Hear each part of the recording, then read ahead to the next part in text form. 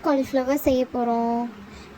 மைதா, cornflour, இஞ்சி பூண்டு paste, தேவையான அளவு உப்பு, முட்டையோட வெள்ளைக்கரு, மிளகாத்தூள், லெமன் ஜூஸ் இதெல்லாம் போட்டு நல்லா மிக்ஸ் பண்ணிக்கலாம். க்ளீன் பண்ணி வச்சுருக்கிற காலிஃப்ளவரை போட்டு இதோட விரட்டி வச்சுக்கலாம். மேரினேட் ஆகட்டும், ஒரு 10 நிமிஷம் ஆகுது. அதுக்கப்புறம் கடாயில் எண்ணெய் ஊற்றிட்டு கொஞ்சம் கொஞ்சமாக போட்டு பொரிச்சு வச்சுக்கலாம். அதுக்கப்புறம் கடாயில் கொஞ்சமாக எண்ணெய் ஊற்றிட்டு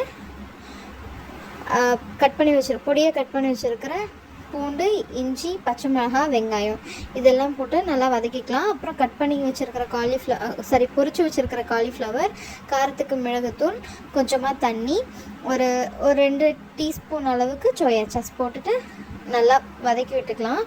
கொஞ்சம் நல்லா கொதிக்கட்டும், ஏன்னா அப்போ தான் சோயா சாஸோட ஸ்மெல்லெல்லாம் போகும். அப்புறம் கொஞ்சம் புளிப்புக்கு லெமன் ஜூஸ் ஆட் பண்ணிக்கலாம்.